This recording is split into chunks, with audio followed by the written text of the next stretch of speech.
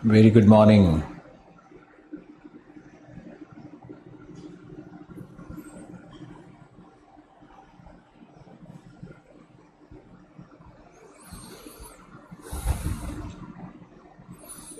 पश्चिम और उत्तर भारत वर्षा की बूंदों से बिल्कुल भीगा हुआ है।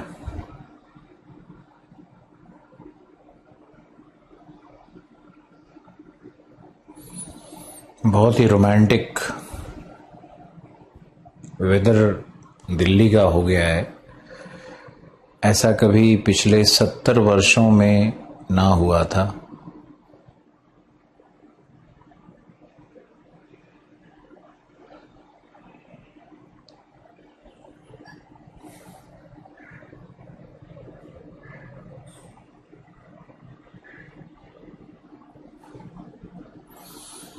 Thank you Jitendra.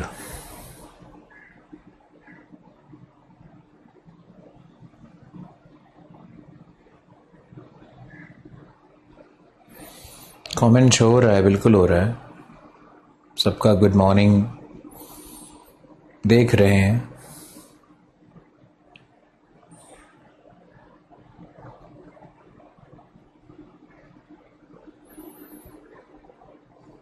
नमस्ते, लव यू, गुड मॉर्निंग।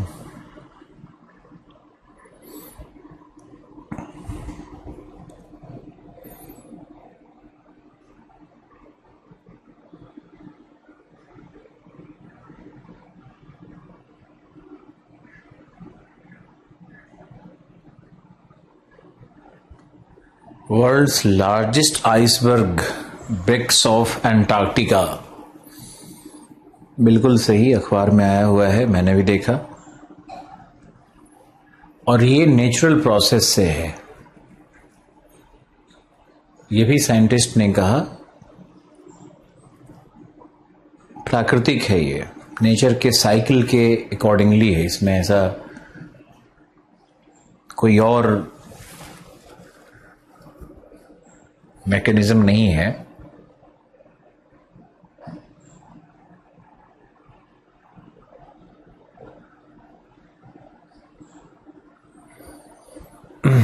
हम सैड दिख रहे हैं? बिल्कुल नहीं, रिलैक्सिंग मोड में थे, सैड नहीं थे। क्योंकि आज पहले आ गए ना। जनरली तो 5 मिनट 11:35 के बाद ही आते हैं। आज हम यहाँ 11:25 से ही बैठ गए, तो बैठे बैठे बोर हो गए।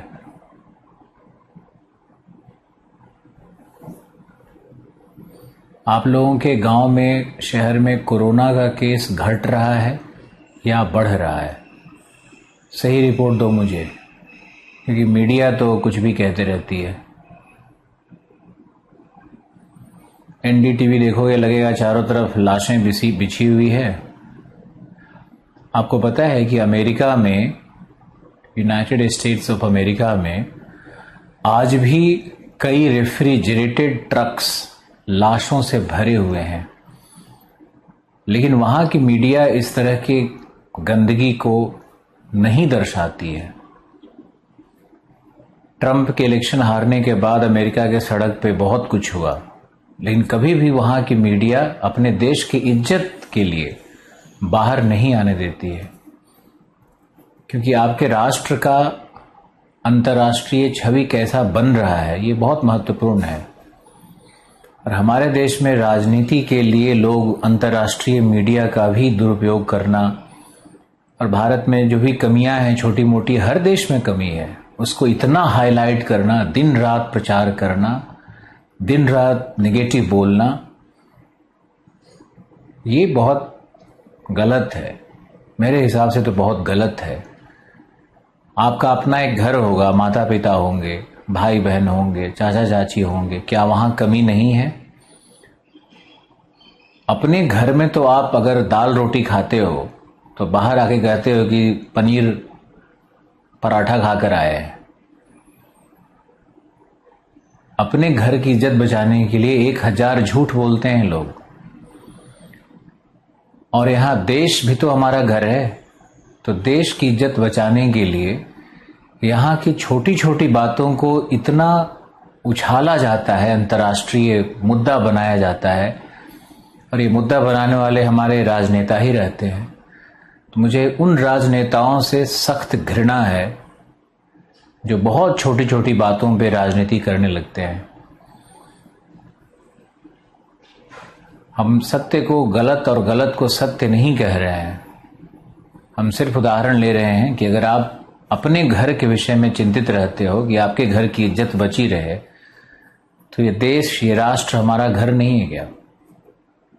इसकी इज्जत कैसे बची रहे, उसके लिए जैसे अमेरिका अपने लाशों के ढेर को छुपाए बैठा है,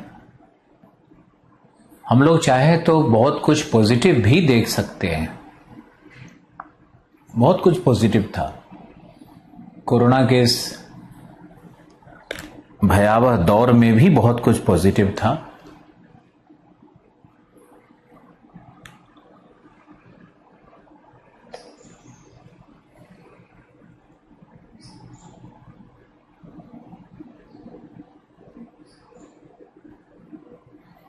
जयपुर में कम है,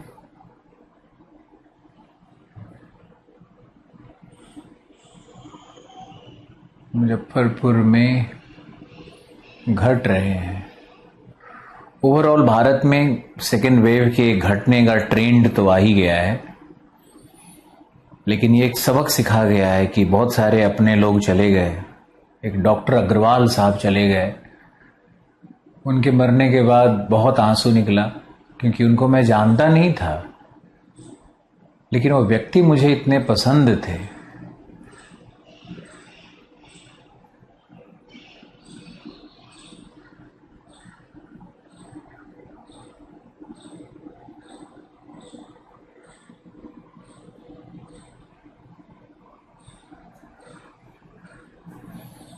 हमारे राजनेता हमारे रोल मॉडल होते हैं। हमारे रोल मॉडल कौन होते हैं? या तो सिनेमा के हीरो, नकली सब हीरो। हमारे रोल मॉडल साइंटिस्ट नहीं होते, हमारे रोल मॉडल आर्मी के जनरल्स नहीं होते। हमारे रोल मॉडल बन जाते हैं सिनेमा के हीरो, क्रिकेट के खिलाड़ी और राजनेता। राजनेता जो बात कहते हैं वही हम लोग सुनते हैं।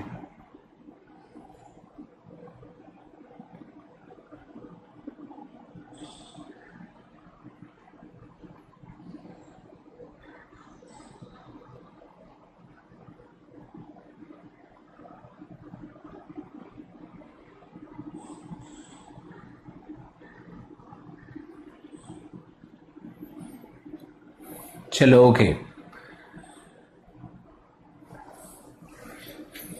बहुत खुशी की बात है, वैक्सीन कम आ रहा है। मैं आपको बताऊं, आप लोग तो पढ़ने वाले आईएएस के विद्यार्थी हो, जब वैक्सीन का प्रोडक्शन हो रहा था तो क्या इस देश के 4 राज्यों ने वैक्सीन लेने से मना नहीं कर दिया था? क्या इस वैक्सीन को बीजेपी का वैक्सीन नहीं कहा गया? क्या इस वैक्सीन के प्रति निगेटिव प्रचार नहीं किया गया? क्या वैक्सीन के लिए गांव-गांव में लोगों को डराया नहीं गया?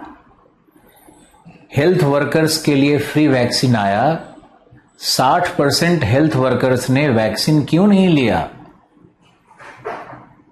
बाकी जितने भी ऑफिशियल्स को वैक्सीनेशन का प्रोग्राम चलाया गया, वो वैक्सीनेशन का प्रोग्राम क्यों विफल हो गया?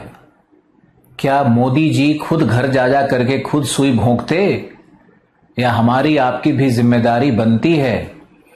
और एक बात और, ये वैक्सीन 1 महीने से ज्यादा स्टोर नहीं किया जा सकता, इसलिए इसको फेज वाइज ही करवाना होगा। मान लो कि वैक्सीन फैक्ट्री में बन गई, उसको बिहार भेजना है। अब बिहार भेजना है और एक ही बार हम 10 करोड़ वैक्सीन भेज दिए और वहां कोई लेने वाला नहीं है, तो वैक्सीन सब खराब हो जाएगा ना।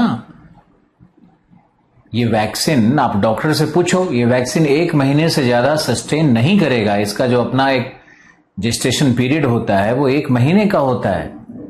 इसलिए वैक्सीनेशन प्रोग्राम भारत में फेज में ही चलेगा।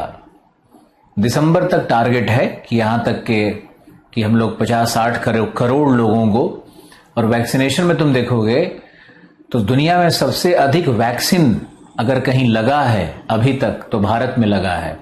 अब भारत की जनसंख्या ही पूरे यूरोप और ब्राजील और अमेरिका और कनाडा सब मिलाकर के अकेले भारत है। आप ये सोचते हो कभी गाली देने के पहले भारत को कि भारत की जनसंख्या कितनी है? छोड़ दो इन मुद्दों को। तुम लोग 2-4 राजनीतिक लोगों की बात सुनकर के अपना ओपिनियन बनाते हो। हम किसी भी समस्या के मर्म में जाते हैं, उसकी सच्चाई को देखते समझते हैं और ये सोचते हैं कि अगर हम प्रधानमंत्री होते तो भी हम क्या ही कर लेते। कुछ नहीं करते। तुम प्रधानमंत्री रहते, तुम्हारे हेल्थ वर्कर ही वैक्सीनेशन नहीं करवाएंगे, तुम क्या कर लेते? तुम रिक्वेस्ट ही तो कर सकते हो। तुम प्रधानमंत्री हो, तुमने वैक्सीन बनाया, लोगों ने वैक्सीन को कहा कि 4 स्टेट ने कहा कि नहीं वैक्सीन नहीं लगाएंगे। तो ये सब भी तो इंपॉर्टेंट है ना कि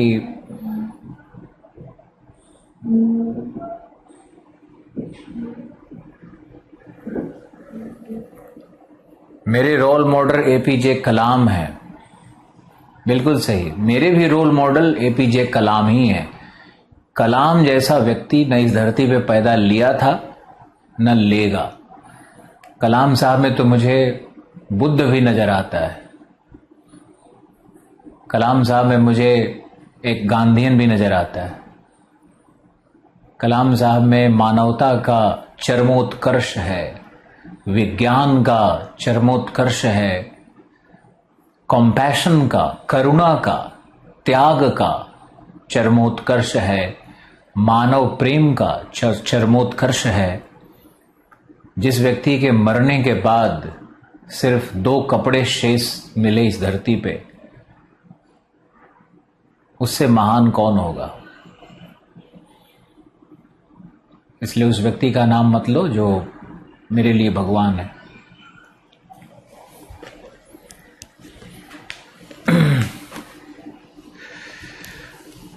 चलो के सभी युवा का रोल मॉडल कलाम ही होने चाहिए। कलाम ही इस देश के सबसे बड़े रोल मॉडल हो सकते हैं और कोई नहीं हो सकता है। चलो हम लोग विषय पे आते हैं। और अब काफी लोगों की संख्या बढ़ गई, आपके एसएमएस से पता चलता है। शुरू में तो कम ही लोग दिख रहे थे। चलो ओके,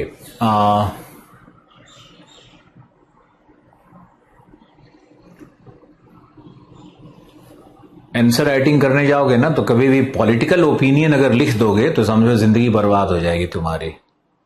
इसलिए बैलेंस्ड ओपिनियन देना चाहिए।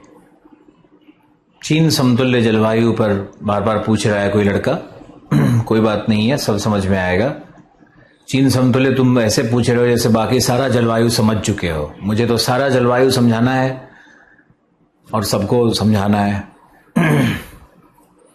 चलिए अब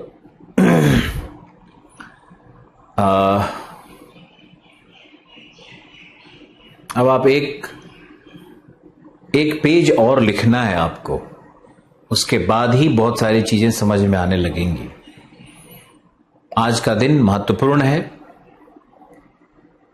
और शायद सबसे महत्वपूर्ण। लिखो, त्रिकोशिकीय वायुमंडलीय संचरण। त्रिकोशिकीय त्रिविमीय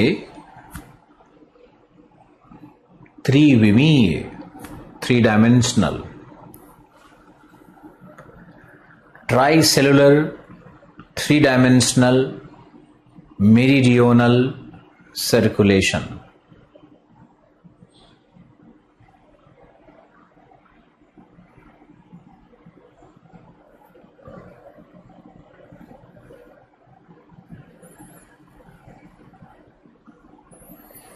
त्रिकोशिकीय त्रिविमीय देशांतरीय संचरण। मेरा आई प्रोटेक्टर नहीं मिल रहा है, आंख नहीं खोल पा रहे लाइट में।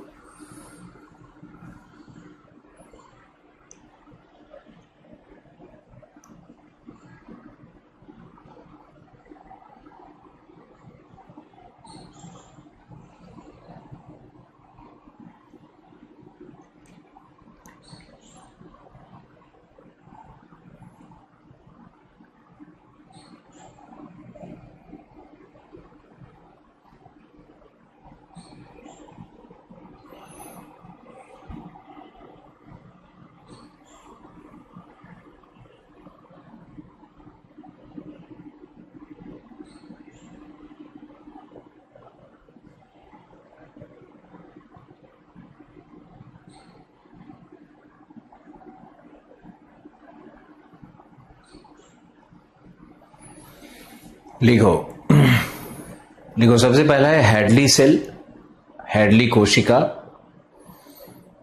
यह उष्णकटिबंधीय कोशिका है।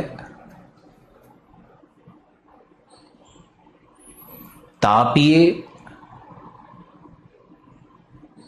कारकों से जनित सर्वाधिक स्थायी ग्रीष्मकाल में सशक्त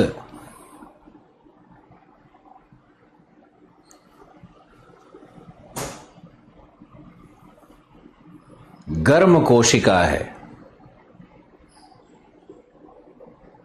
हर शब्द में पीटी का एक प्रश्न फंसा हुआ है। गर्म कोशिका है।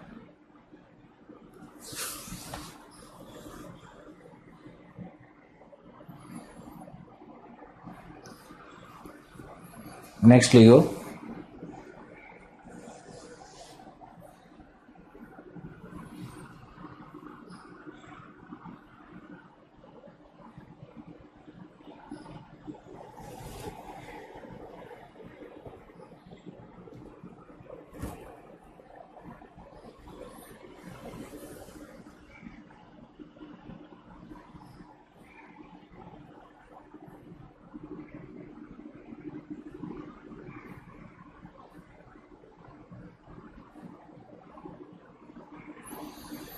यह 30 से 10 डिग्री अक्षांशों के मध्य दोनों गोलार्ध में प्राप्त होता है, परंतु समुद्र तल पर वर्ष भर नियत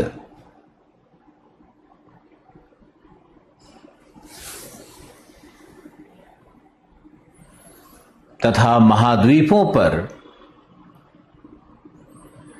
ग्रीष्म काल में प्रकट होता है।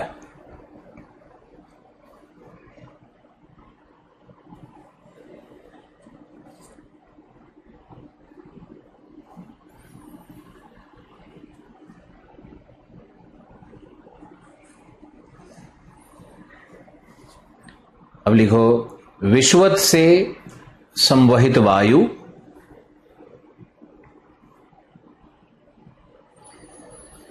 30 डिग्री अक्षांशों के ऊपर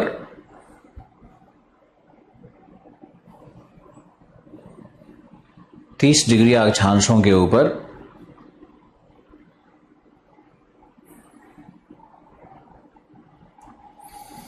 कोरियोलिस प्रभाव से अथवा भूविक्षेपण के कारण, भूविक्षेपण समझाया जाएगा, लिखो अथवा भूविक्षेपण के कारण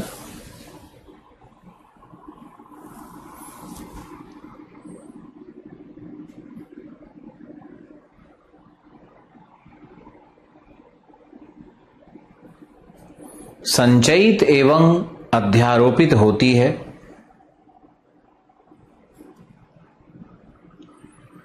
जिससे ठंडी एवं शुष्क वायु का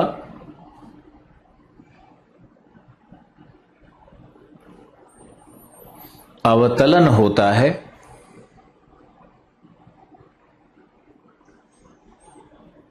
तथा उपोष्णकटिबंधीय उच्च दाब पेटी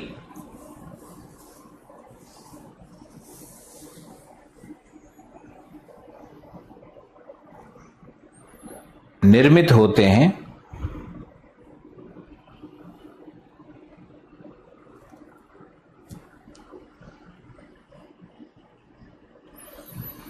जिनसे व्यापारिक पवनें उत्पन्न होकर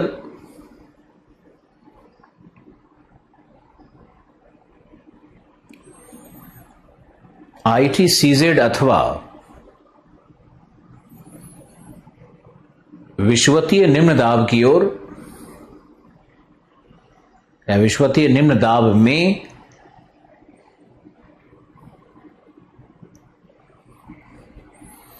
अभिसरित होती हैं। इस प्रकार हैडली कोशिका का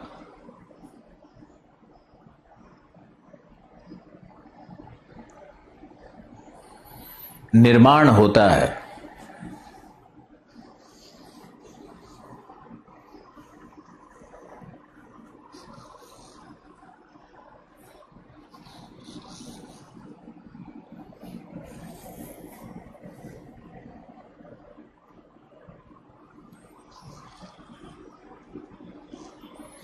नेक्स्ट लिखो फेरिल कोशिका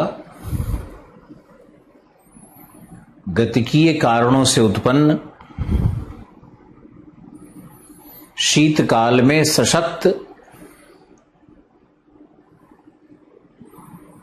साइबेरिया पर अनुपस्थित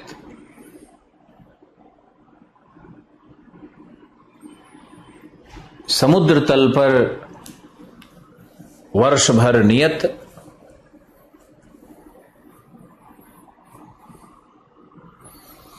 कोशिका है।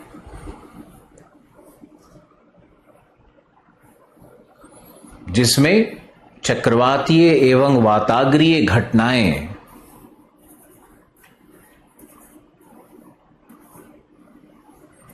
व्याप्त होती हैं।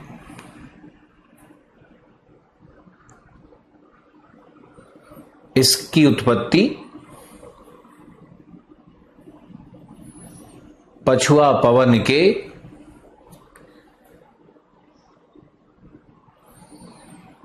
ध्रुवीय पूर्वा से अभिसरण गर्म वायु के उत्थान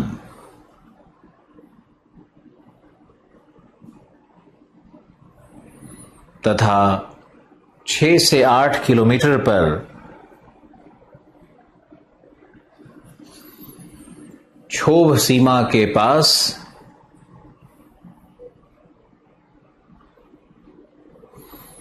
वायु के अपसरण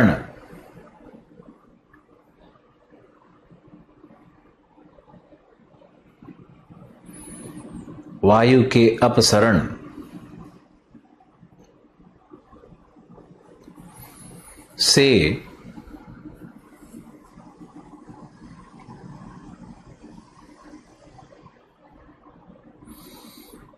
निर्मित विश्वतीय प्रवाह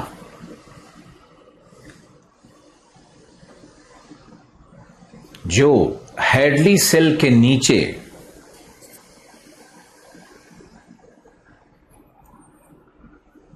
दबने लगते हैं तथा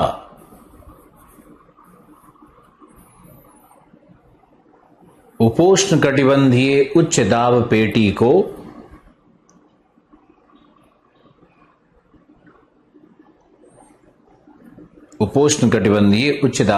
को अध्यारोपित करते हैं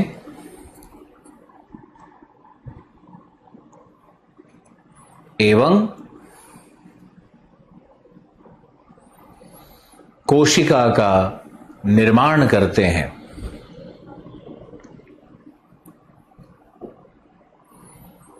कुछ विद्वान इसे अपूर्ण कोशिका मानते हैं, अपूर्ण मानते हैं कि पूरी कोशिका नहीं है ये।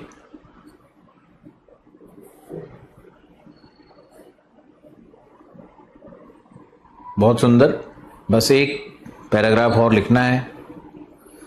अब लिखिए ध्रुवीय कोशिका। अभी आज समझाएंगे, उसके बाद दोबारा क्लास नोट्स फिर से पढ़ना होगा।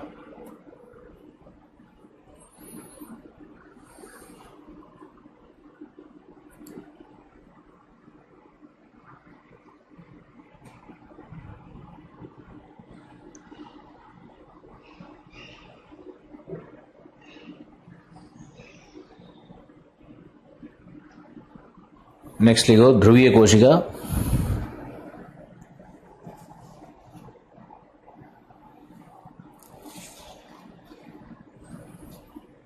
उपध्रुवीय निम्न दाब के पास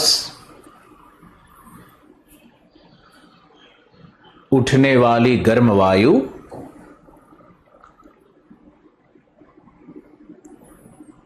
ध्रुवों की ओर विस्थापित होकर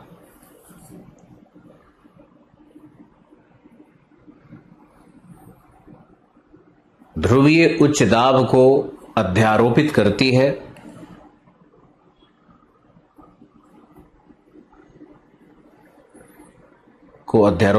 है एवं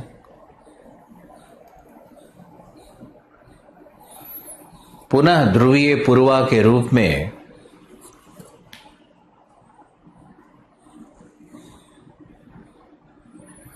उपध्रुवीय निम्न दाब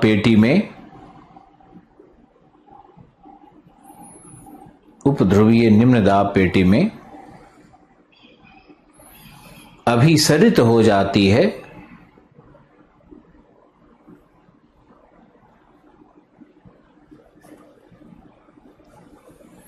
जिससे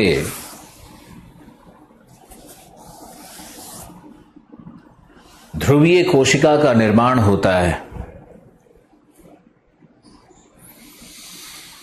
यह भी शीतकाल में सशक्त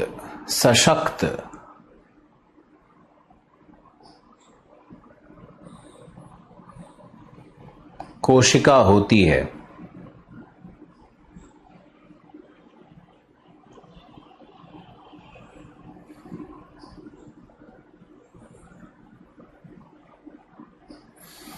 बस कोशिका के विषय में इतना लिखवाना था, लिखवा दिया। नोट्स को पूर्ण करना जरूरी होता है। नोट्स है तो जिंदगी है।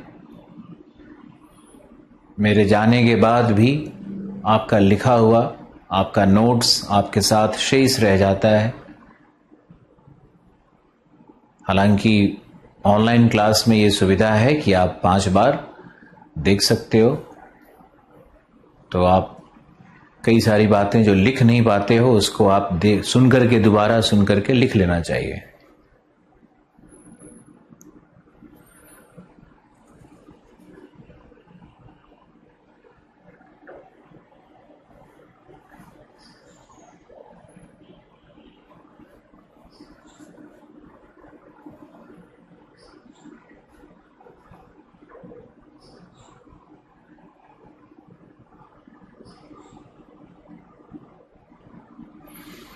इतना स्पीड बोल रहे हैं कि नोट्स ही नहीं बन पा रहा है। कितने लोग तो लिख देते हो कि सर रुक क्यों गए, बोलिए बोलिए। तो हमार प्राण तो भैया कौनों में नहीं है। लगातार बोलिए तब कुछ लोग दुखी, लगातार बोलते बोलते ब्रेक लेकर के बोलिए कि आप, उसमें कुछ लोग दुखी। खैर, अगर छूट गया है तो एक बार वीडियो दोबारा देख लेना।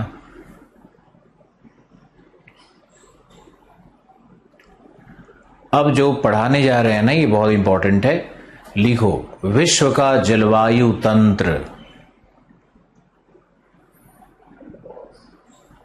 विश्व का जलवायु तंत्र आपने सुना होगा। सवाना जलवायु, स्टेपी जलवायु, टैगा, टुंड्रा, चीनी समतुल्य, लॉरेंशिया टाइप, सुना है ना, मॉनसून। ये जलवायु किस प्रकार की है, इनमें कौन से मौसमी तंत्र होते हैं, इन जलवायु प्रदेशों में मूल अंतर क्या है, और इन जलवायु प्रदेशों में तापमान कितना होगा, वर्षण कितनी होगी, वनस्पति किस प्रकार की होगी, ये विश्लेषण अभी हम लोग करने वाले हैं। लगभग प्रत्येक वर्ष कोई न कोई प्रश्न तो जलवायु प्रदेश से अवश्य पूछता है। पहले तो ये बहुत पूछता था।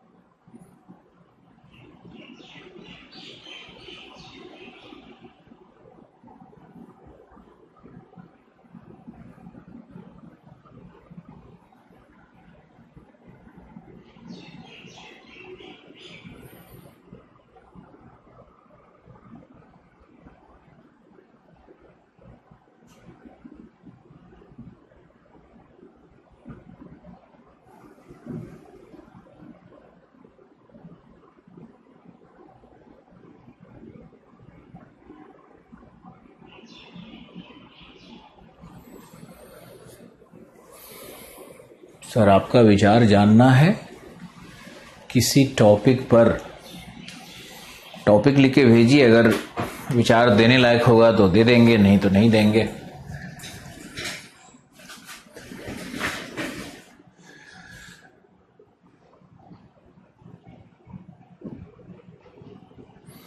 एक लिख रहा है कि सर हमारे पापा डॉक्टर हैं, बोले कि हम लोग जब गांव में वैक्सीनेशन के लिए गए तो गांव वाले भगा दिए और कोई वैक्सीनेशन लेने को तैयार नहीं था। कितना बड़ा सच है ये। राजनेता वैसे ही, लोग वैसे ही, जाहिल अनपढ़ लोगों से भरा हुआ देश, 2 बिलियन जनसंख्या।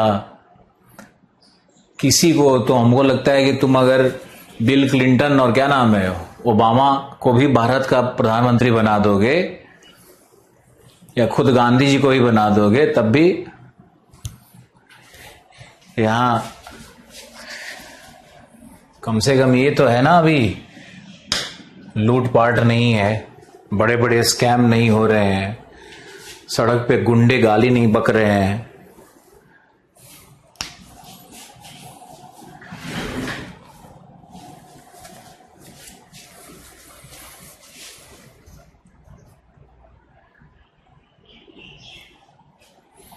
चलो ओके, एक डायग्राम बनाओ।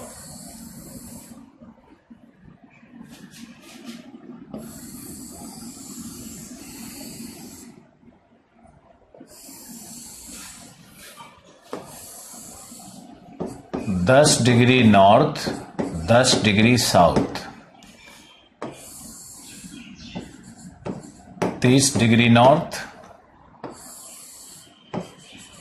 45 डिग्री नॉर्थ,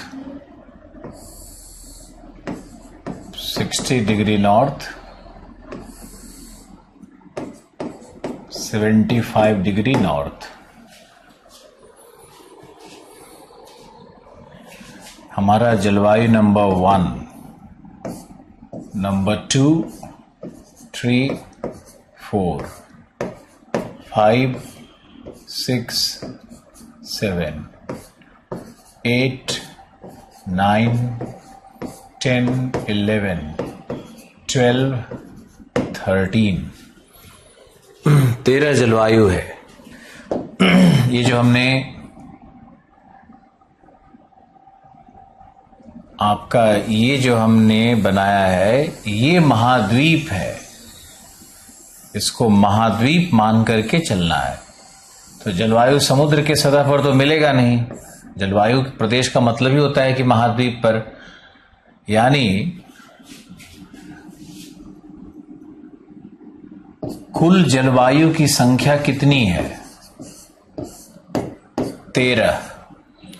और एक जलवायु और हम ऐड कर लेंगे, इसको बोलते हैं हाईलैंड क्लाइमेट, जो माउंटेन्स पे होता है।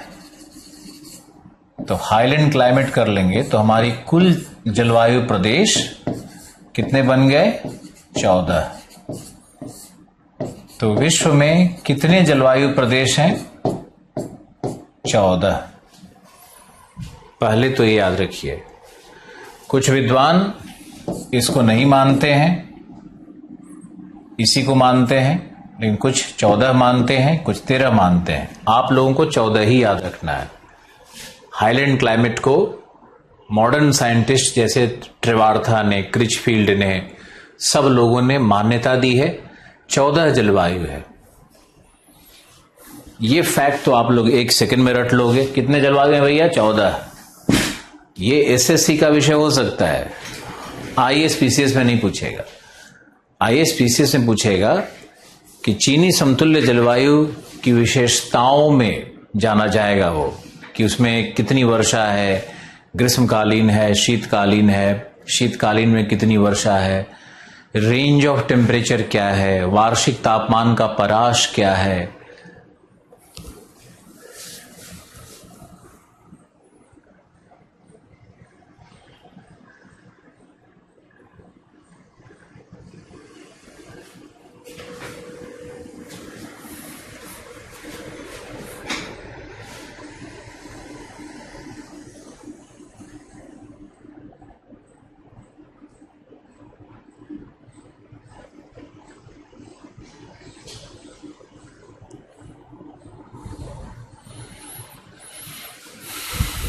एक प्रश्न आया है इस बीच, जो कि चलो डायग्राम बनाओ। जब तक आप डायग्राम बनाते हो तब तक हम एक विचार रख लें। एक हमारे स्टूडेंट हैं, वो लिख रही हैं कि हमारी दीदी की शादी हुई और शादी के बाद वो अपने मर्जी के कपड़े नहीं पहन पा रही हैं। तो क्या यह व्यक्तिगत स्वतंत्रता का अधिकार का हनन नहीं है? बिल्कुल है। ये व्यक्तिगत स्वतंत्रता के अधिकार का हनन है कि कोई व्यक्ति क्या खाना चाहता है, क्या पहनना चाहता है, ये कोई दूसरा व्यक्ति निर्धारित नहीं कर सकता है। और यह भी एक प्रकार की मानसिक गुलामी ही मानी जाएगी। बट हैविंग सेड दैट, आप जो पहनना चाहते हो वो समाज और संस्कृति या मोरालिटी, जिसको हम लोग कहते हैं मोरालिटी, इथिक्स, हर समाज का, राष्ट्र का अपना एक इथिक्स होता है। उस इथिक्स के अगेंस्ट भी नहीं जा सकते हो। मान लो हम कहें कि मेरी व्यक्तिगत स्वतंत्रता का हनन होता है, हम ऐसे ही बोल रहे हैं, किसी व्यक्ति परक नहीं बोल रहे हैं। हम सिर्फ हाफ पैंट पहन के घूमना चाहते हैं, हम ऊपरी वस्त्र नहीं पहनना चाहते हैं। मान लो हमने अपने विषय में ये कहा, तो स्वतंत्रता में नहीं आएगा। वो तो फिर हो गया कि हम सोशल एथिक्स के अगेंस्ट, सोशल मोरल के अगेंस्ट। तो ऐसा भी ड्रेसअप आप नहीं कर सकते हो। हम इन जनरल बात कर रहे हैं, किसी के लिए नहीं कर रहे हैं। ऐसा ड्रेसअप आप नहीं कर सकते हो जिससे कि कोई सामाजिक बुराई का उदय हो जाए या फिर समाज में एक्सेप्टेबल ना हो। अब मान लो कि आप स्विट्जरलैंड में रहते हो या आप स्वीडन में रहते हो, नॉर्वे में रहते हो, तो वहां तो सी बीचेस पे लोग कुछ भी नहीं पहनते, तो वहां की सरकार नहीं पकड़ती। वहां का एथिक्स, मोरल, वहां का अपना लिविंग कंडीशन, सोशल कंडीशन के अनुसार है वो। हमने ये नहीं कहा कि सही है और गलत क्या है। हम ये नहीं कह रहे हैं कि आप बुर्का पहन लीजिए, हम ये नहीं कह रहे हैं कि आप साड़ी और दुपट्टा और घूंघट में लिपट जाइए, मैंने बिल्कुल नहीं कहा। लेकिन जो हमारे समाज में सलवार सूट है, पैंट शर्ट है, पैंट टी शर्ट्स है, जो हमारे समाज के जो पैरामीटर्स बने हुए हैं, उसमें तो कोई बुराई नहीं है। लेकिन अगर घूंघट निकलवाया जा रहा है और इतना दबाव डाला जा रहा है तो फिर वो गलत हो जाता है। वही है, संतुलन स्थापित करें।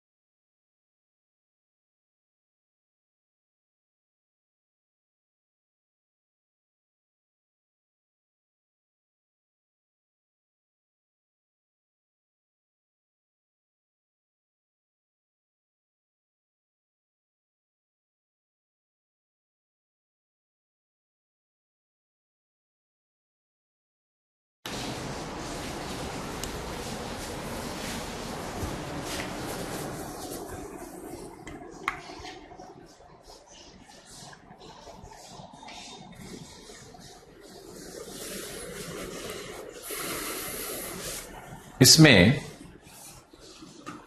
आपको लिखो सबसे पहला जलवायु क्या है। अब सभी जलवायु का नाम दे देते हैं। आप एक लिस्ट बनाओ और प्रत्येक जलवायु के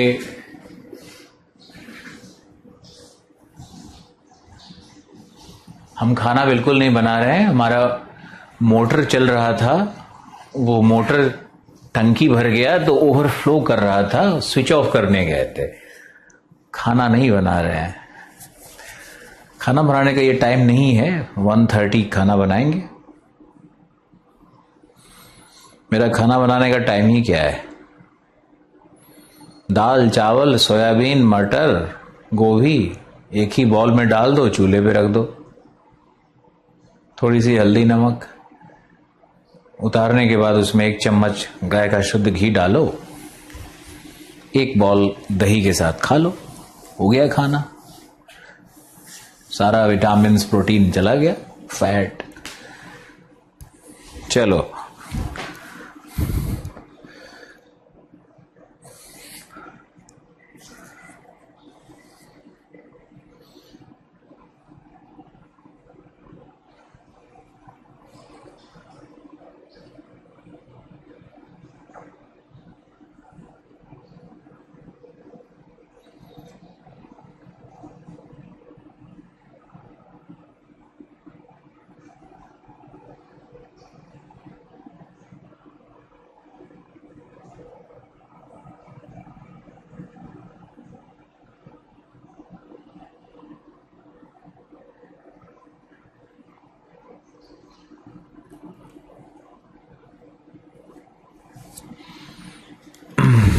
चलो के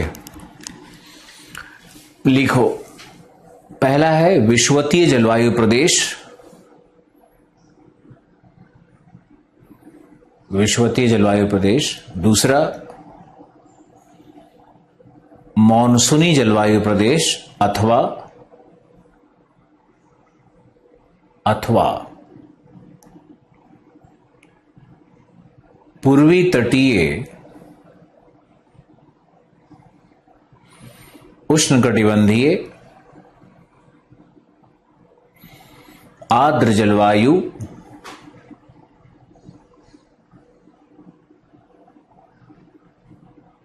अथवा समुद्री जलवायु प्रदेश। Tropical maritime eastern margin,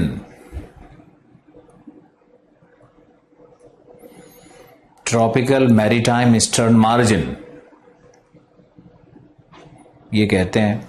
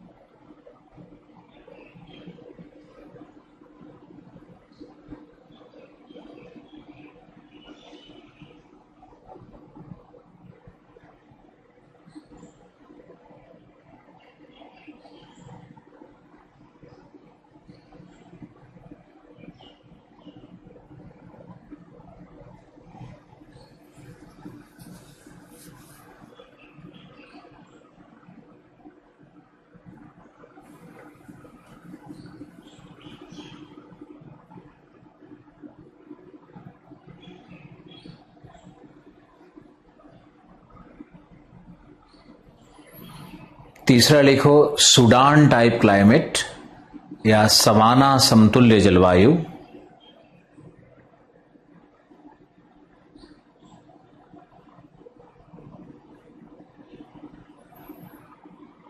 savanna समतुल्य जलवायु या सूडान टाइप भी कहते हैं। चौथा है गर्म मरुस्थल अथवा उष्णकटिबंधीय पश्चिमी तटीय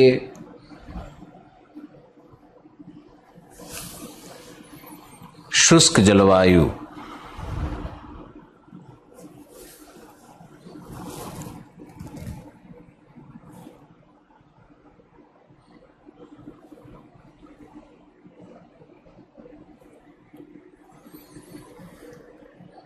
नंबर 4 तो हो गया। नंबर 5 भूमध्य सागरीय जलवायु।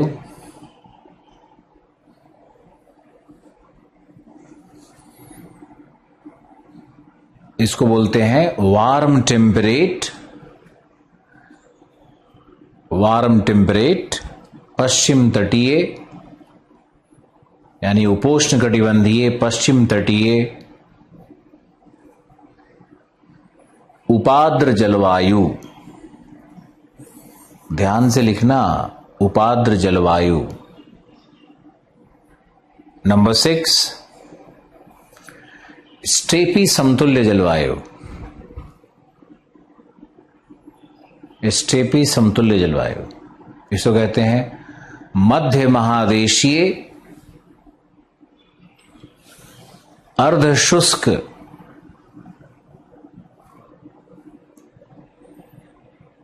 मध्य महादेशीय मिड कॉन्टिनेंटल सेमी एरिड जलवायु।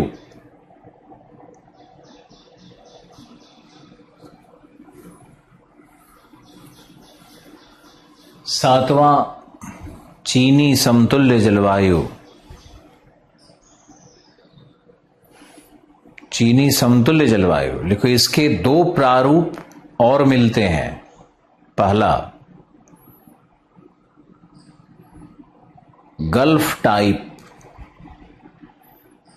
गल्फ टाइप, खाड़ी समतुल्य, जो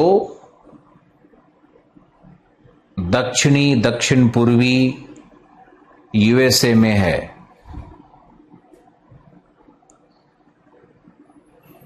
दक्षिण पूर्वी यूएसए में है। दूसरा नेटल टाइप, नेटल समतुल्य, NATAL, नेटल समतुल्य जलवायु है दक्षिण अफ्रीका।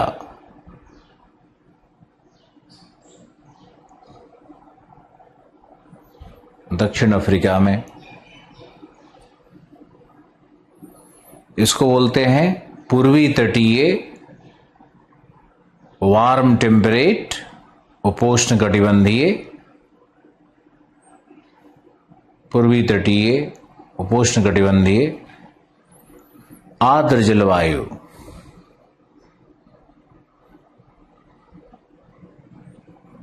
आर्द्र जलवायु।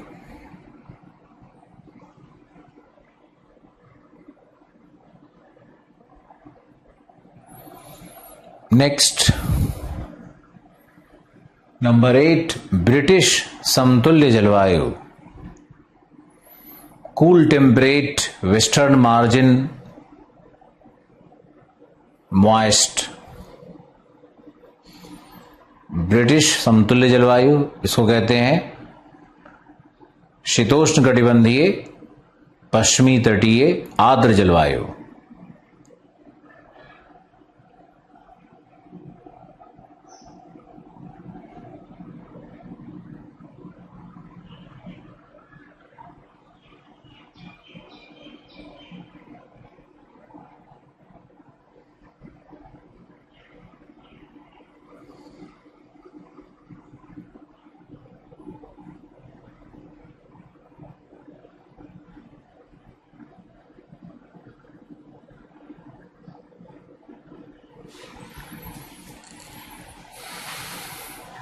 Okay, all right. Next is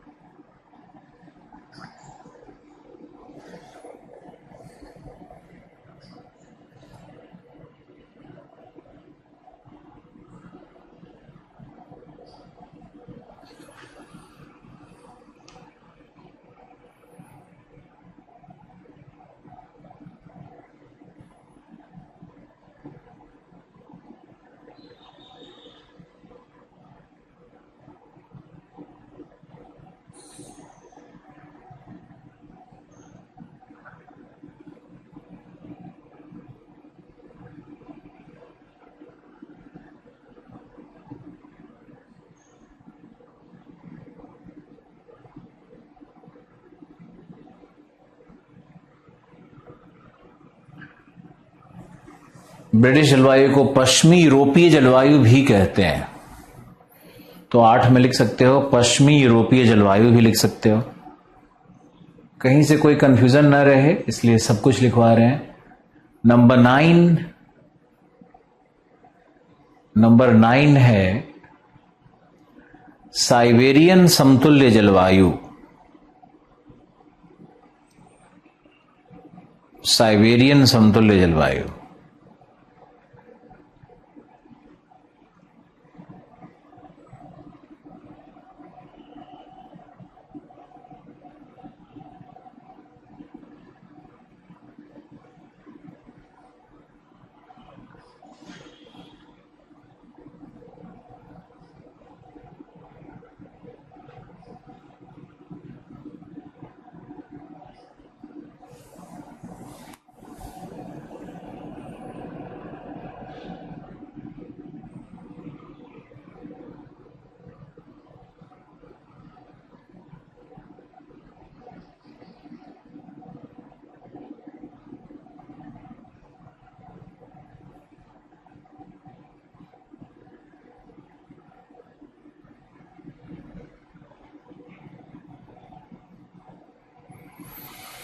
number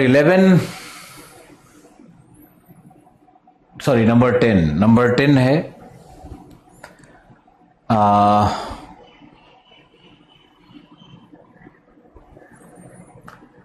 शीत मरुस्थलीय जलवायु, शीत मरुस्थलीय जलवायु, यह है नंबर 10।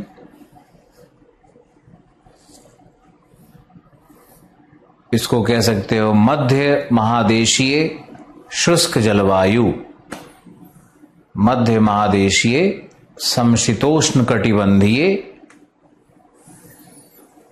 समशीतोष्ण कटिबंधीय शुष्क जलवायु। नंबर 11 है लॉरेंशिया समतुल्य, लॉरेंशिया समतुल्य, ये कहलाएगा पूर्वी तटीय मैरीटाइम महासागरीय आर्द्र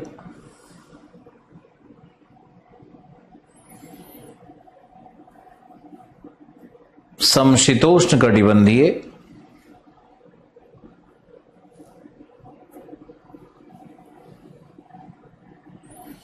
जलवायु।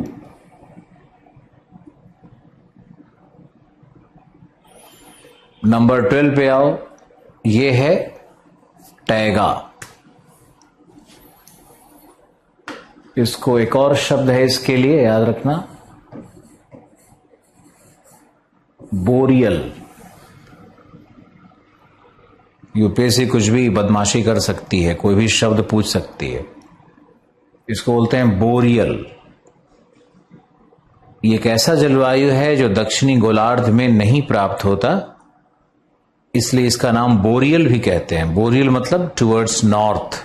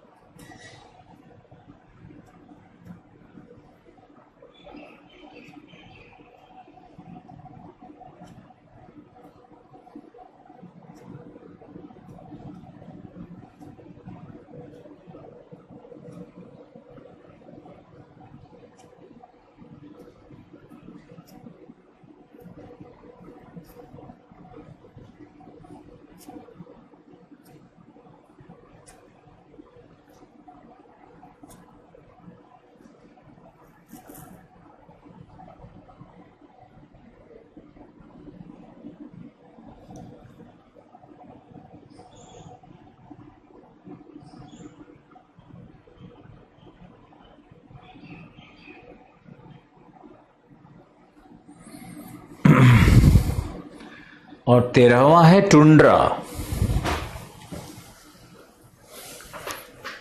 13वां है टुंड्रा।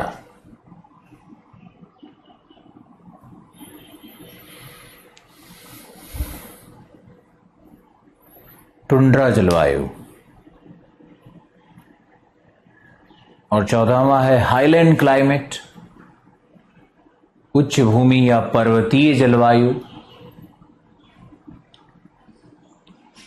अब जलवायु का नामकरण हो गया। अब बताओ कि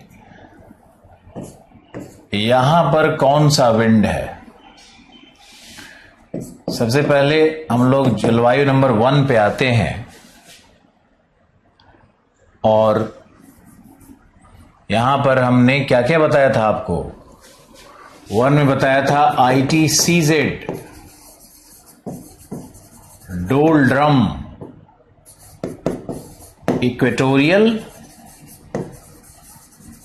वेस्टर्लीज, ये बताया था ना।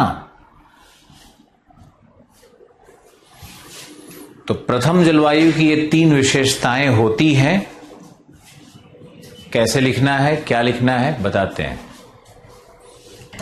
आप पहले इन तीनों कॉन्सेप्ट को रिवाइज करिए।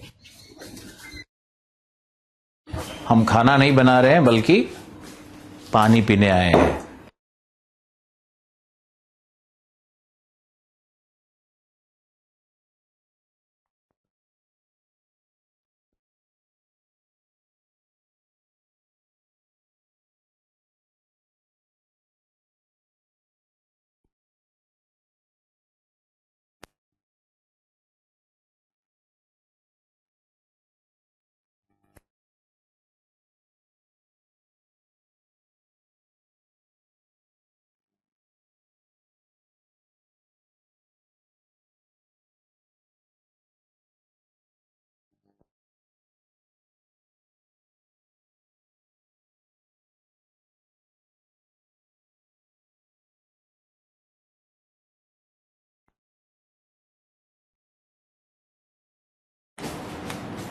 तो लिखिए, विश्वतीय जलवायु में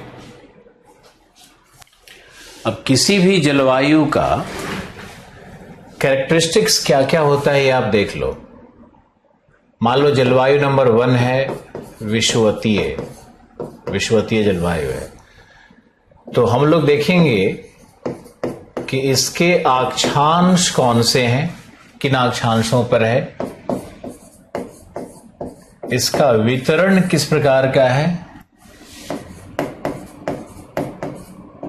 तापमान की दशा क्या है, वर्षण एवं बादल किस प्रकार के हैं, और इसी में अगर हम लोग मृदा,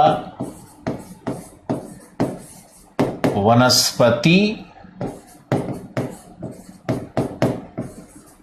प्राणी जगत ये सबको जोड़ देंगे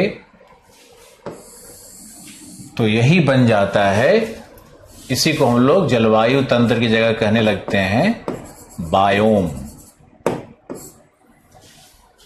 बायोम शब्द आपने सुना होगा। मृदा, वनस्पति, प्राणी जगत ये सब जोड़ दो।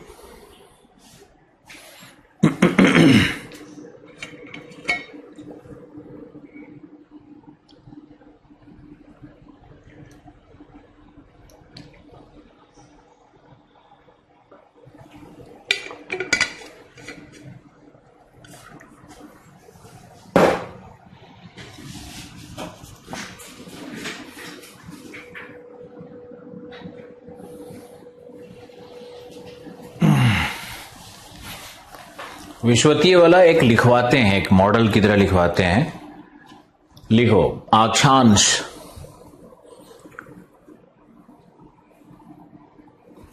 15 डिग्री नॉर्थ से 10 डिग्री अक्षांशों के मध्य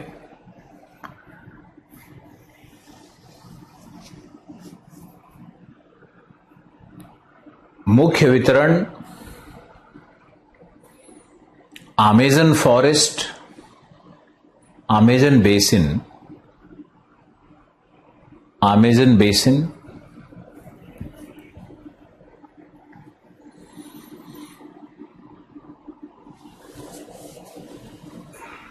कॉन्गो बेसिन, अफ्रीका का गिनी तट, इंडोनेशिया के द्वीप समूह,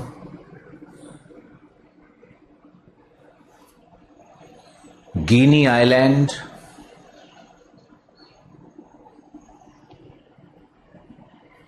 सेंट्रल पैसिफिक आइलैंड्स,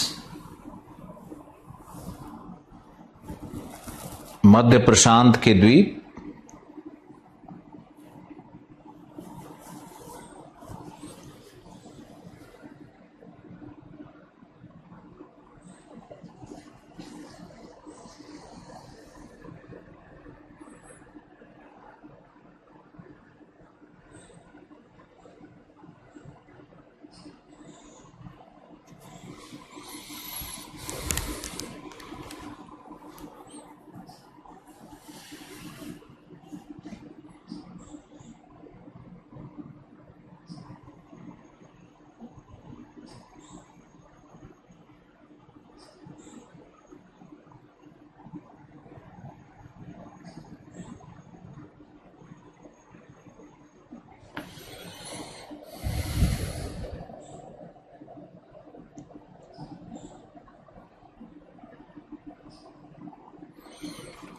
फिर है तापमान लिखो 18 से 27, परंतु सामान्यतः 22 से 25 डिग्री अर्थात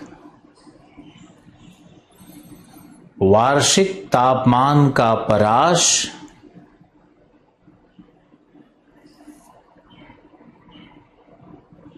न्यूनतम होता है। अंडरलाइन करो, किसी भी जलवायु प्रदेश में तापमान का परास, वार्षिक तापमान का अंतर, annual range of temperature minimum होता है।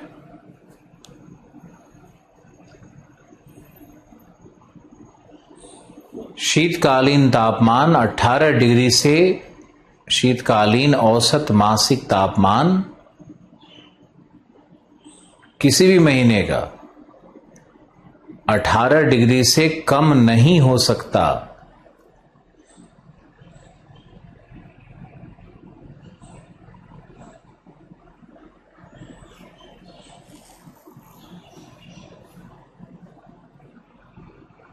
नेक्स्ट, वर्षण पे आ जाओ। वर्ष भर वर्षा 250 प्लस 250 सेंटीमीटर से 400 सेंटीमीटर तक वर्षा, परंतु सर्वाधिक वर्षा मार्च एवं सितंबर में।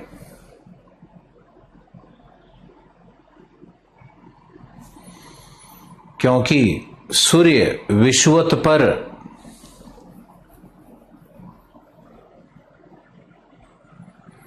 लंबवत होता है।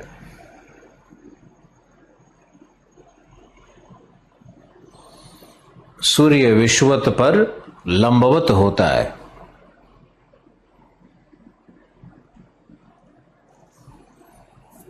फिर लिखो दोपहर की वर्षा 2 to 4 PM वर्षा होती है। कपासी वर्षक मेघ, गर्जन एवं चमक के साथ वर्षा,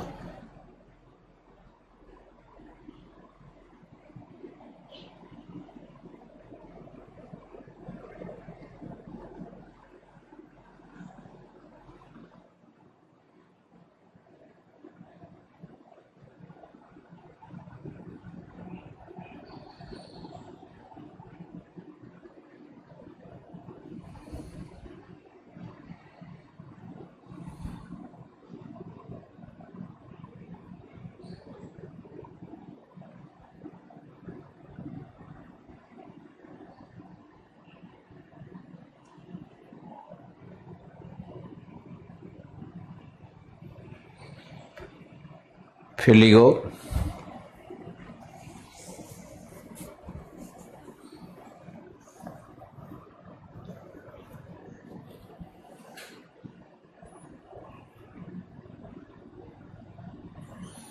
निम्न दाब केंद्रों को डोल्ड्रम कहते हैं। विषुवतीय पछुआ पवनें प्राप्त होती हैं।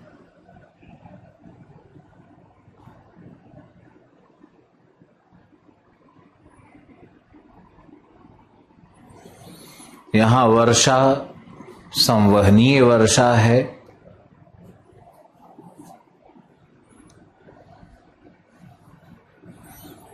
संवहनीय वर्षा है।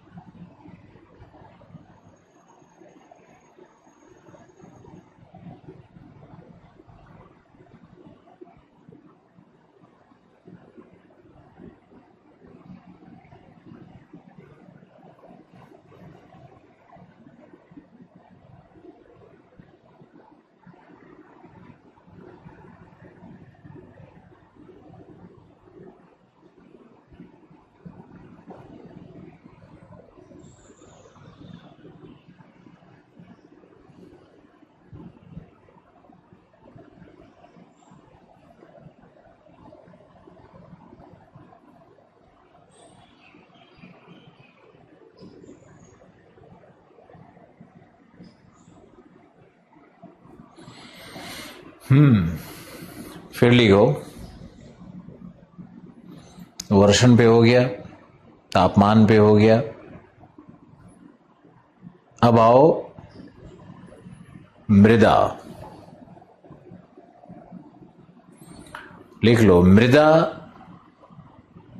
लैटेराइट। मृदा लैटेराइट होगा। रेड एंड येलो, जहां जल का अपवहन तीव्र होता है वहां पे रेड एंड येलो। लाल एवं पीली मृदा, जहां पानी तेजी से निकल रहा हो, red and yellow soil. Okay, लेकिन मुख्यतः लेटेराइट होता है। ये कम उपजाऊ मृदा है। फिर मृदा में ह्यूमस का अभाव होता है। मृदा में ह्यूमस का अभाव होता है क्योंकि आर्द्र एवं गर्म दशाओं में बैक्टीरिया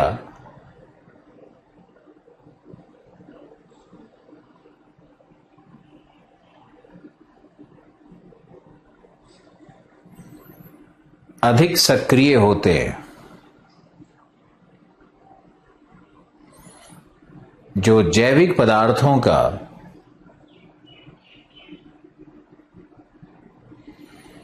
स्वयं उपभोग कर जाते हैं।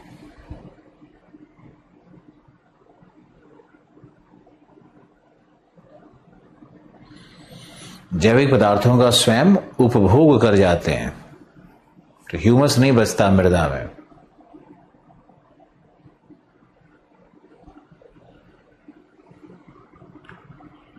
अब लिखो मृदा के ऊपरी सतह में ही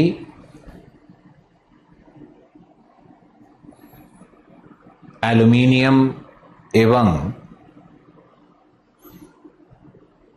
फेरस का, लोहा, एल्यूमिनियम एवं फेरस का कॉन्सेंट्रेशन मिलता है, कॉन्सेंट्रेट्स मिलता है।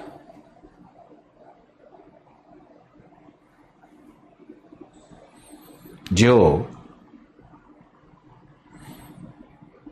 कठोर तश्तरी का निर्माण करते हैं।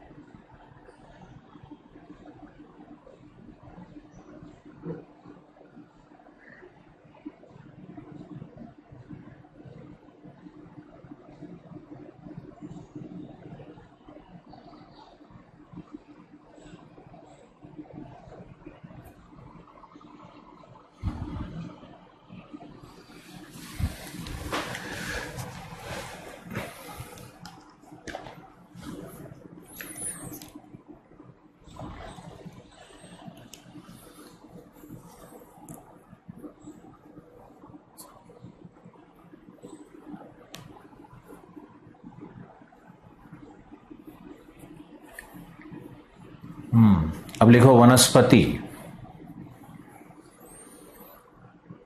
लिखो सदाहरित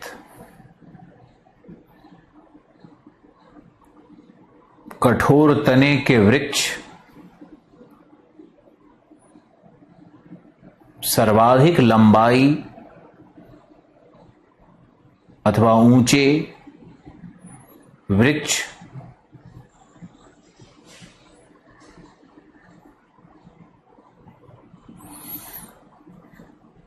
जैसे mahogany, ebony, mahogany, ebony, iron would, laurel, rubber would, white would,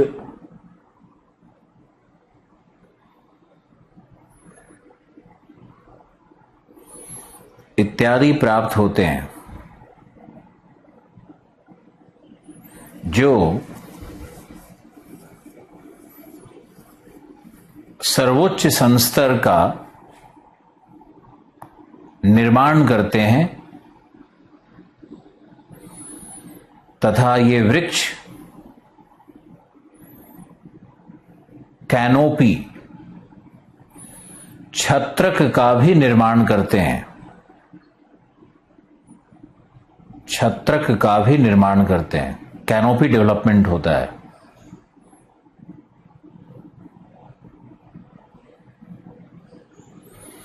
अब लिखो, दूसरे संस्तर में लियाना, LIANA, लियाना की लताएं। तीसरे संस्तर में इपीफाइट्स,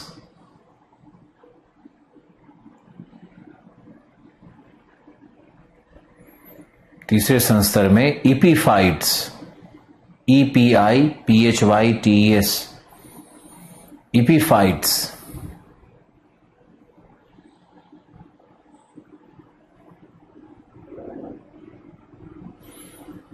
लिखो, ग्राउंड संस्तर पे, धरातल पर सूर्यातप की अनुपस्थिति के कारण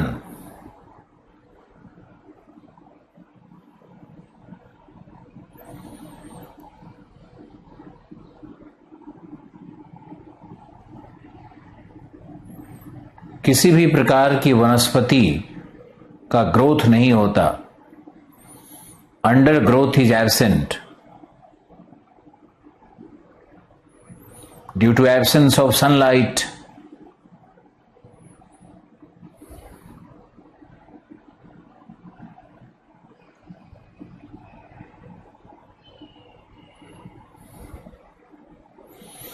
नहीं होता। यहां दलदली कीचड़ भूमि प्राप्त होता है, जो जहरीले कीड़ों, bacteria, virus, fungus, moss, lichens से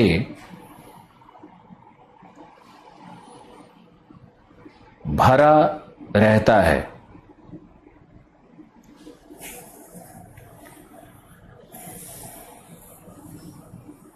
अतः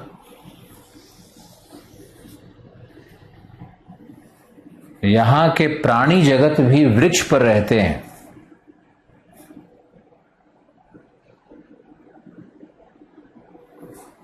प्राणी जगत भी वृक्ष पर रहते हैं।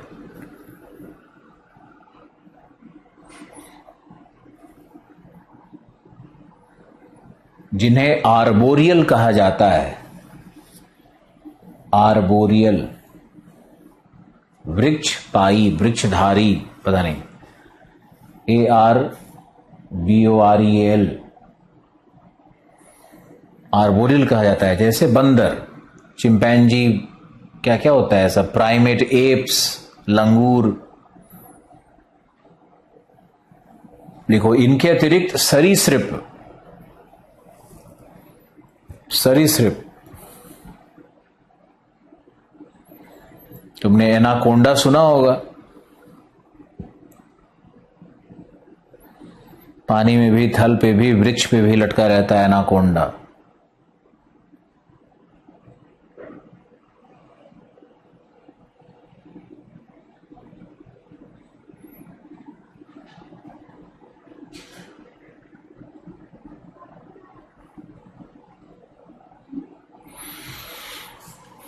अमेज़न फॉरेस्ट में है एनाकोंडा।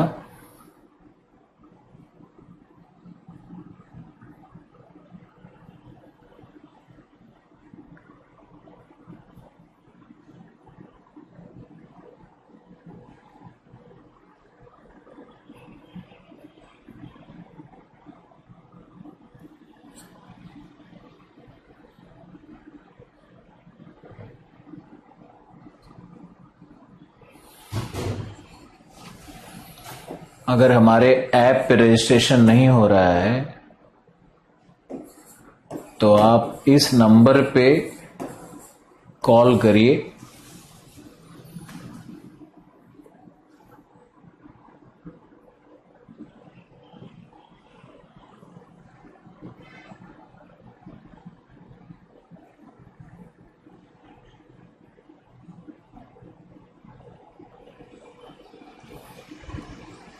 ये ज्योग्राफी ऑप्शनल के लिए है।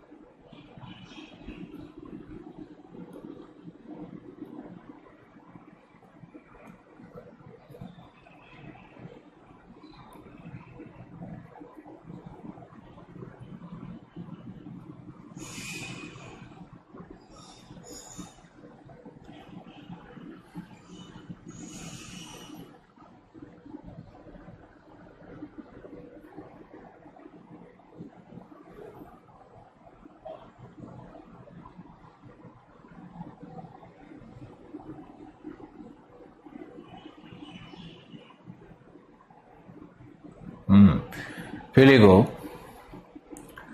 वृक्ष की जड़ें, एक और पॉइंट लिखवा देते हैं, वृक्ष की जड़ें कम गहराई तक प्रवेश करती हैं क्योंकि मृदा के ऊपरी भाग में ही जल उपलब्ध है।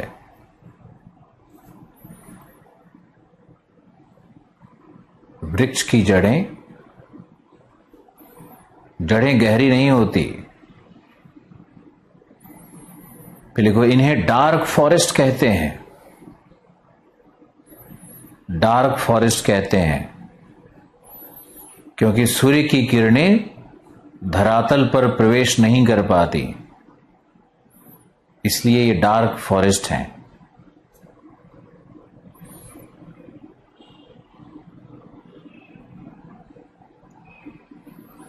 फिर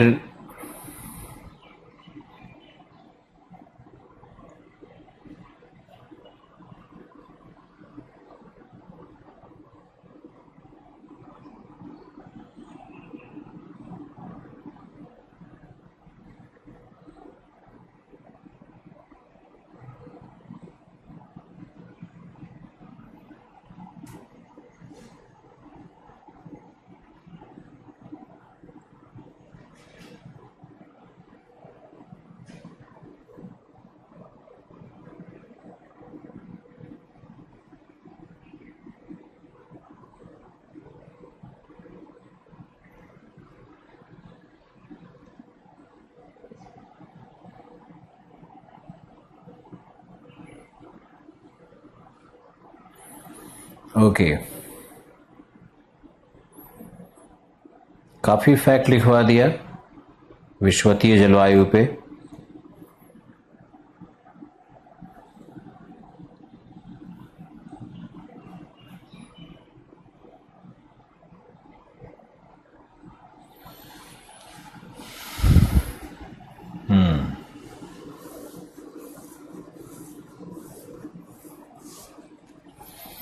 जीसी लियोंग की एक इंग्लिश में किताब आती है, हिंदी में कोई बुक नहीं है उसकी, लेकिन जीसी लियोंग को अगर पढ़ सको तो जीसी लियोंग का जो वॉल्यूम 2 है उसमें सभी जलवायु प्रदेश पे, नेचुरल रीजन्स पे, प्राकृतिक प्रदेश पे बहुत अच्छा विवरण दिया हुआ है। बहुत ही अच्छा है, पढ़ने लायक है। अब आप आइए नंबर 2, अब आपको समझाना शुरू करते हैं और आपका पार्टिसिपेशन बहुत अनिवार्य है। सब लोग सजग हो जाओ और ये गधे की तरह लिखवाना उचित नहीं है। तुम्हारे अंदर से ज्योग्राफी निकाल के देखते हैं कितना निकलता है। एक तो हमने मॉडल के रूप में लिखवा दिया विश्वतीय जलवायु प्रदेश, विश्वतीय वर्षा वन प्रदेश। आप इसको लिख लो, इसे विश्वतीय वर्षा वन प्रदेश भी कहते हैं, इक्वेटोरियल रेन फॉरेस्ट क्लाइमेट भी कहते हैं। विश्वतीय वर्षा वन, विश्वतीय वर्षा वन प्रदेश।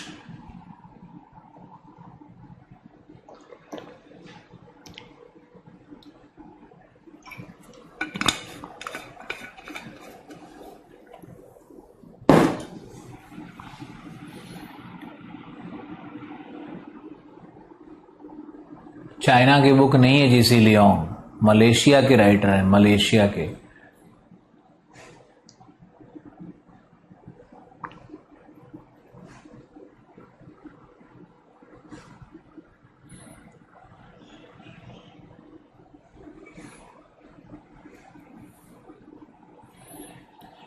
ज्योग्राफी के लिए एनसीईआरटीज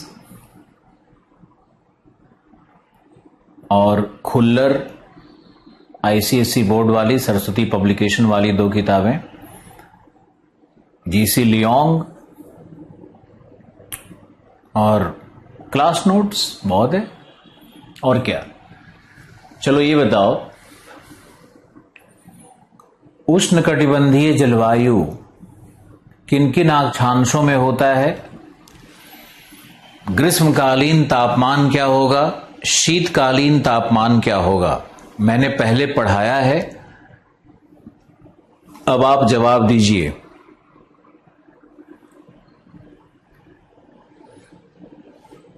आपके उत्तर का इंतजार कर रहे हैं हम, क्योंकि ये सीखने का विषय है, रटने का विषय नहीं है।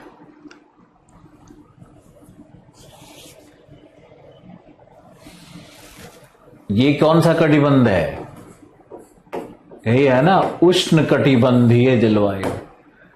ये क्या है हमारा 30 से 45 उपोष्ण कटिबंधीय। ये क्या है हमारा शीत कटिबंध है ये, या इसी को हम लोग वार्म टेम्परेट, और इसको कूल टेम्परेट कहते हैं। ये मैंने पहले पढ़ाया हुआ है। ये क्या है, उप ध्रुवीय जलवायु, और उसके ऊपर ध्रुवीय जलवायु। कुछ लोगों ने लिखा 10 डिग्री नॉर्थ से 10 डिग्री साउथ। ये तो विश्वत हो गया भाई साहब।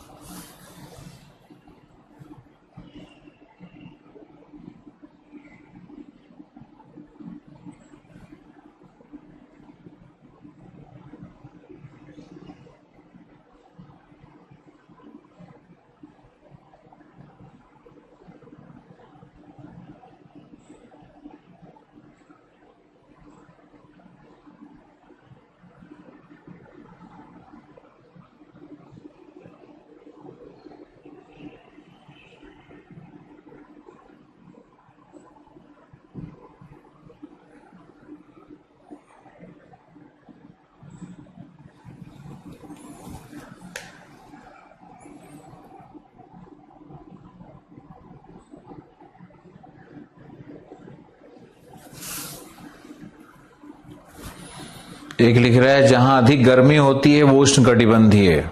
आपसे अक्षांश पूछा जा रहा है।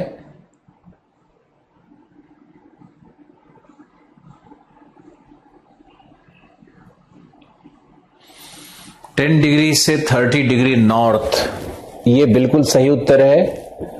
0 से 30 डिग्री भी गलत है।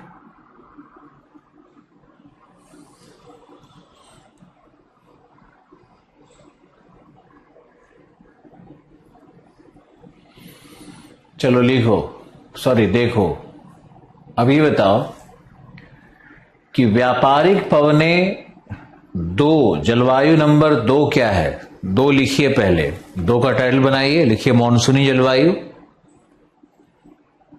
तो जलवायु नंबर 2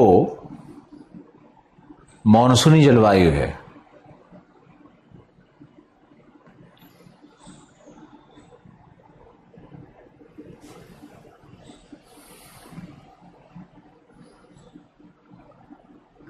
और व्यापारिक पवनों के क्षेत्र में है ना, ध्यान से सुनो, व्यापारिक पवनों के क्षेत्र में है। तो मुझे ये बता दो, 2 और 4 में कहां अधिक वर्षा होगी, सब तुम्ही को बताना है। 2 और 4 दोनों में कहां वर्षा होगी, ज्यादा वर्षा कहां होगी? व्यापारिक पवन का क्षेत्र है। व्यापारिक पवन पूर्वी तट पर वर्षा करेगी या पश्चिमी तट पर? सब लोग 2 लिख रहे हो, बिल्कुल सही उत्तर, मन प्रसन्न। एक लिख रहा है 4 में ज्यादा, 4 में अधिक। कैसे लिखते हो समझ में नहीं आता है, कहां है बुद्धि? ईश्वर आपका ख्याल रखे।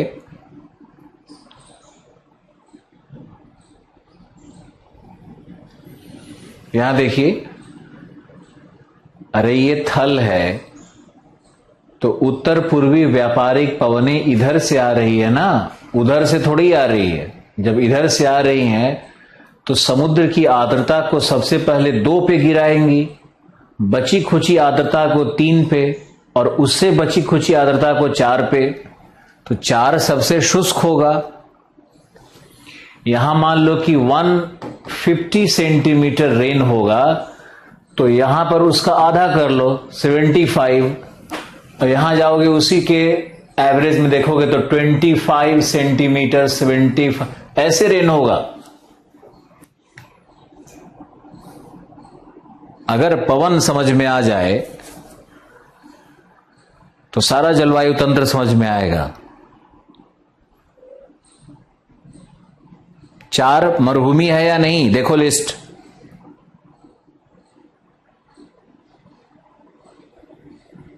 दो में हाईएस्ट रेन, 3 में उससे कम, 4 में उससे भी कम। तो ये कौन सा जलवायु होगा? ये होगा आर्द्र, ये होगा उपाद्र, ये होगा शुष्क।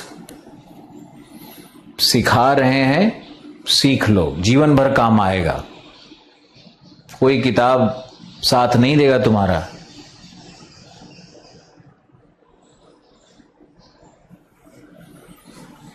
आर्द्र, उपाद्र, शुष्क, 2 क्या है हमारा? मॉनसूनी जलवायु। अब ये सुनो कि व्यापारिक पवनें कब सशक्त होंगी? व्यापारिक पवनें कब सशक्त होती हैं?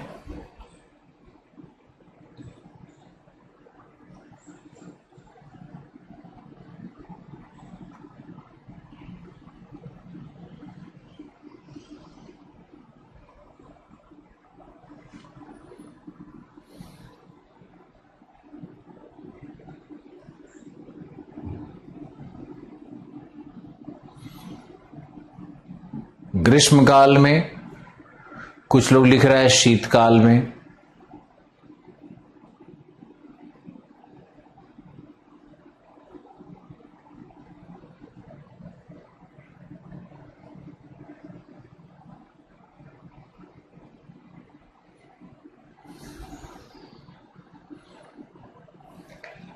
देखो क्या होगा कि ग्रीष्मकाल में सूर्यातप 0 पे सबसे ज्यादा है, तो वायु गर्म होकर के ज्यादा उठेगी और 30 डिग्री पर ज्यादा गिरेगी। यहां से उठ करके 30 डिग्री पर ज्यादा गिरी, तो इधर से व्यापारिक पवन भी तीव्र हो जाएगा। हेडली सेल कब तीव्र होता है? ग्रीष्मकाल में। तो व्यापारिक पवन किसका भाग है? हेडली सेल का। तो व्यापारिक पवन कब तीव्र होगा? ग्रीष्मकाल में। परसों भी लिखवाया, आज भी लिखवाया, पर क्या बोलूं मैं, गुस्सा तो आता ही है कभी कभी। वो कहावत है ना, भैंस के आगे बीन बजाए भैंस करे पगुराई।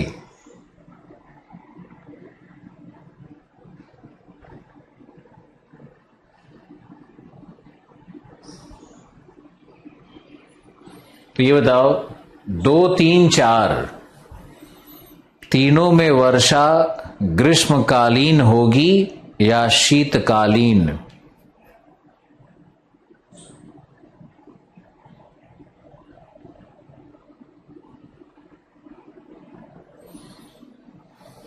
ग्रीष्मकालीन। तीनों में जो भी आर्द्रता, मॉइस्चर, व्यापारिक पवनें परिवहित कर रही हैं वो तो ग्रीष्म काल में कर रही हैं। तो चाहे मरुभूमि की वर्षा हो, 4 नंबर की वर्षा हो, 3 नंबर पे वर्षा हो, ये सब ग्रीष्म काल में ही होगी। ये कॉन्सेप्ट अगर याद हो गया तो रटना नहीं पड़ेगा। आर्द्र क्या है, उपाद्र क्या है, शुष्क कहां पर है, रटना नहीं पड़ेगा। बहुत इंपॉर्टेंट है आज और कल का क्लास। ज्योग्राफर बन जाओगे छोटा मोटा।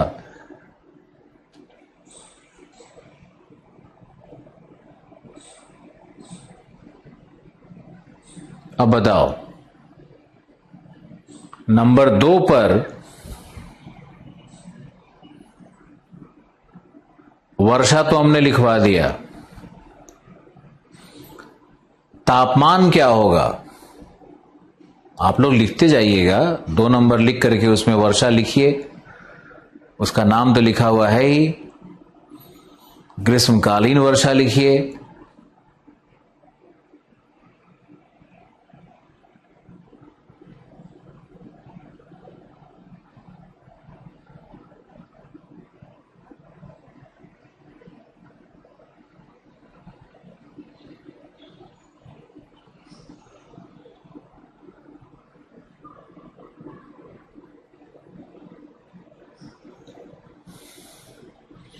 ये बताओ, खुद ही 18 से 22 लिख रहे हो, तुम लोग पढ़ते भी हो या नहीं?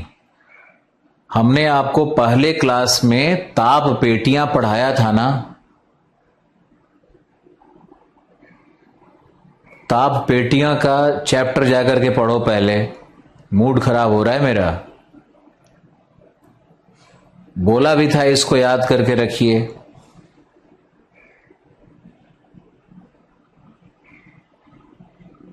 क्या गजब हो यार तुम लोग, कोई कुछ भी लिख रहा है। 18 से 25 मैंने कब बताया? 18 से 27 तो बोला था, वो भी 18 से 32 बोला था शायद। एक रेंज भी दिया था, 42 तक हो सकता है। आप लोगों ने ताप पेटियां पढ़ा था ना, तब इतना बुरा हाल है।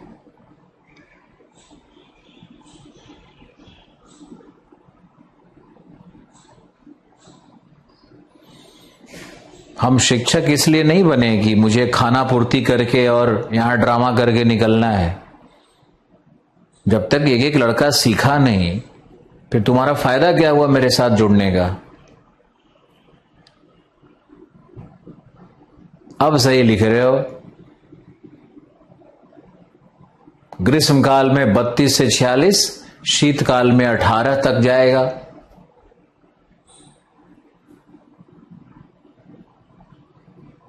मैंने उसमें ग्रीष्मकाल शीतकाल दोनों अलग अलग करके बताया हुआ है।